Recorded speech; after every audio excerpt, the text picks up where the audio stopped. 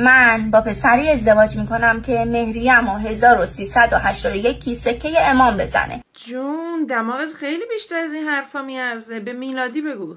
20-25 تا خوبه؟ 2025 تا سکه. یه لنگوروزم زیر پام بندازه. معلومه میزنه به نامت. یکی واسه زیر پات، یکی واسه زیر دستت، یکی واسه زیر سرت.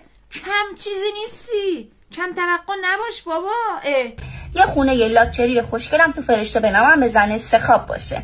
سدونگم قبول نمیکنم، کامل باید به نامم بزنه. لنگوروزم باید مشکی باشه. خونه چه ارزش داره؟ جونشو به نامت میزنه. سدونگ میگه. هر چی داره برای تو. اسپانسر میخوای دیگه. گیرت اومده. فقط لنگوروزش سفیده ها.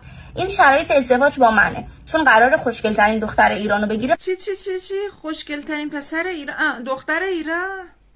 نون رو تو خوردی؟ باجی وقتش از خواب بیدار شی. رویا پردازی دیگه بسه. واقعیت رو ببین. پس باید هزینه کنه. فرما آناناس. چیزی زدی؟ فقط این خواسته هایی که گفتی باید خرج صورتت کرد. همین خواسته ها رو پسرام دارن. همینا رو میخوان. اگه این شرایطو دارین بسم الله، اگه ندارین بریم کنار، بذارین گزینه‌های اصلی بیاد. نامسلمون چرا بقیه دک میکنی؟ پسران میخوان با همچین آدمی ازدواج کنن دیگه. خواسته هاشون همینه. بذار گزینه‌های اصلی بیاد. 1-2 تا مینا بردارن، یه ثوابی هم کرده باشه دیگه. هم تو به مراد دلت میرسی هم اونا. یه نون و نمکی با هم میخورین دیگه.